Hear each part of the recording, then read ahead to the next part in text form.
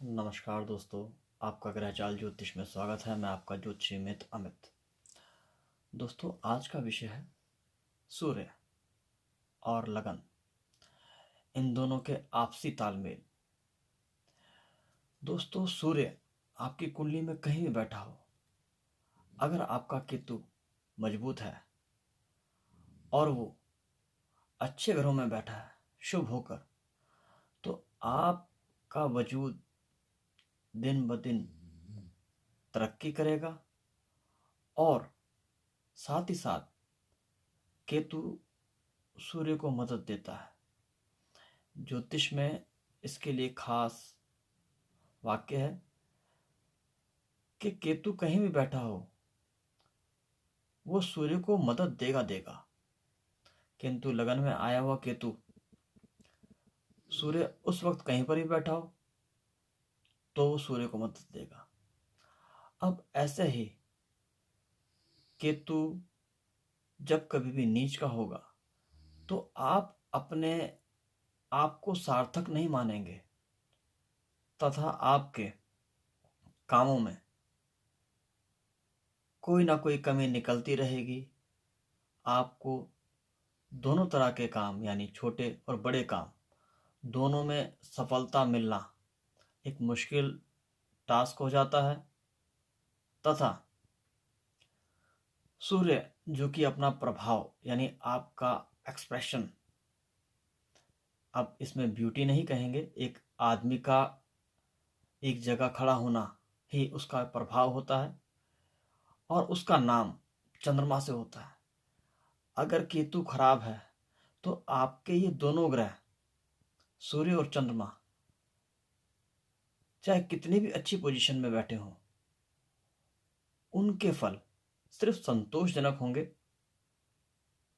आशारूपी होंगे, लेकिन पूर्ण रूप से फलदायी नहीं होते। क्योंकि केतु आपके हर कामों में मदद करता है, क्योंकि केतु के हर रास्ते होते हैं, चाहे वो बिजनेस के हों, परिवार को मैनेज करने की सोच के रास्ते हों, या आपकी जेब खर्ची की आमदन,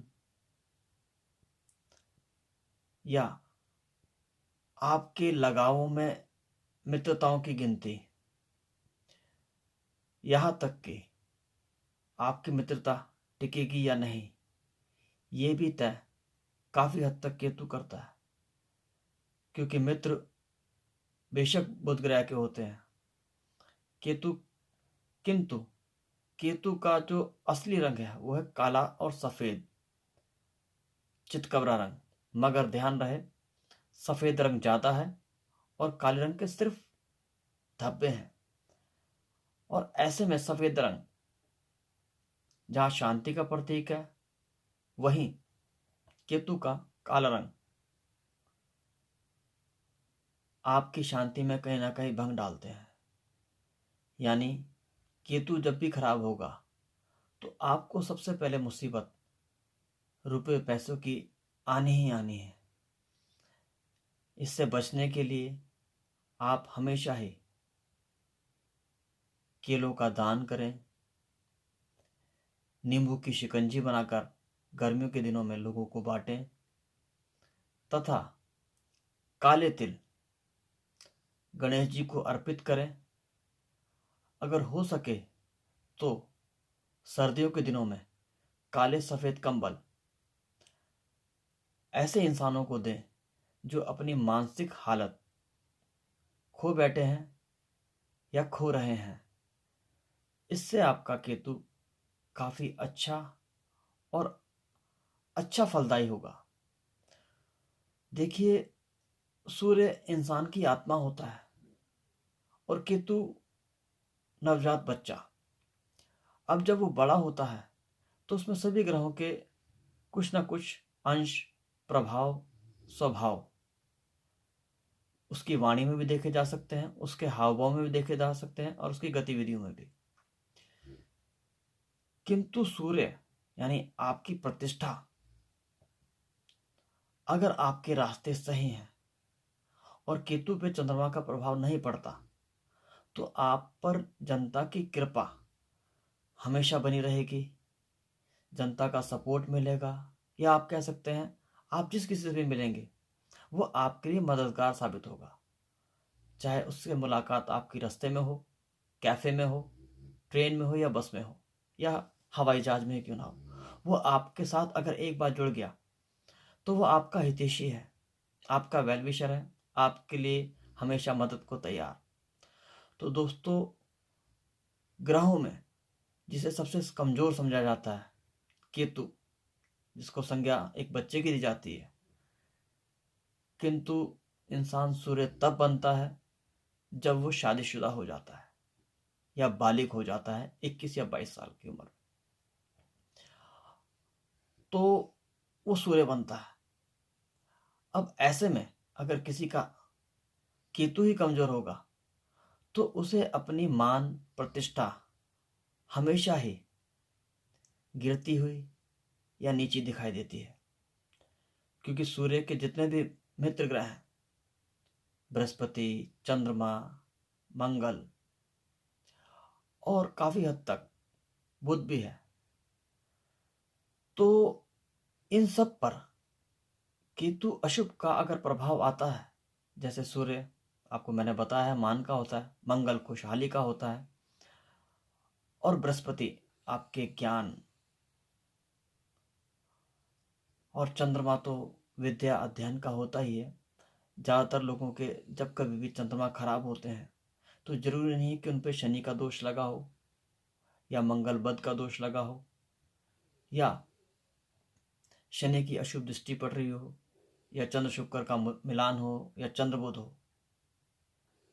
आप कभी गौर करेंगे तो केतु जब कभी भी कुंडली में खराब होगा तो वो अपना बुरा असर सबसे पहले सूर्य, उसके बाद चंद्रमा को पे देगा। ये वही हालात होती है जब नवजात शिशु जब अपने बिस्तर पर पेशाब कर देता है तो सबसे पहले उसका खुद का शरीर यानी सूर्य प्रभाव में आता है और प्रभावित होता है। तत्पश्चात उसके पहने हुए वस्त्र, जिसे आप बुध शुक्र भी कह सकते हैं, चाहे नए हो या पुराने, उसके बाद उसका रोदन यानी चिल्लाना, वो चंद्रमा को कहीं ना कहीं जगाता है। यानी उसकी माता को तब पता चलता है कि उसका बेटा गीले में पड़ा हुआ है। तो आप भी इस बात को समझें कि सिर्फ सूर्य के उपाय ही आपके लिए मान प्रतिष्ठा ही नहीं देंगे, अपितु अगर आपके को वो काम मिले जिसमें आपकी आत्मा रम जाए, वो सिवाय केतु के नहीं हो सकता। यानी दिल्ली तौर पे जो आप काम करना चाहते हैं, अगर वो केतु शुभ के साथ मिल जाए तो आप यकीन मानिए आपके हालात ज्यादा नहीं तो 40-42 दिनों में ही बदल जाएंगे, चाहे आप कितने ही तंगी में क्यों ना हो, कितने ही कर्जे में क्यों ना हो। तो दोस्तों, केतु देखने में छोटा होता है, लेकिन ये जो ग्रह है इसके अधिष्ठ देवता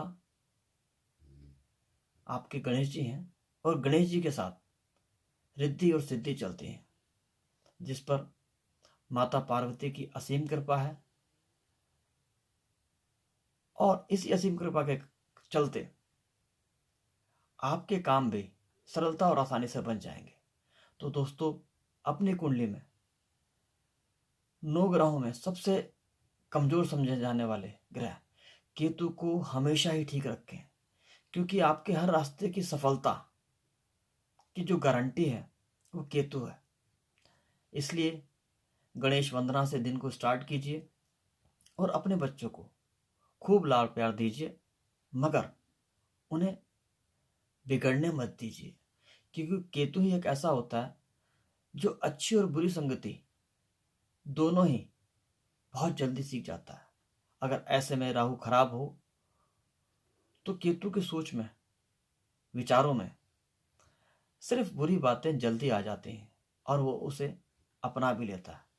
तो दोस्तों, आपको आपको ये वीडियो कैसी लगी कृपया हमें बताइएगा। और आप किस विषय में या किस ग्रह से संबंधित वीडियो बनवाना चाहते हैं हमें हमारे कमेंट बॉक्स में ज़रूर दीजिएगा। तब तक के लिए मैं अमित सागर आपका जोशी आपसे आगे रहता हूँ। नमस्कार।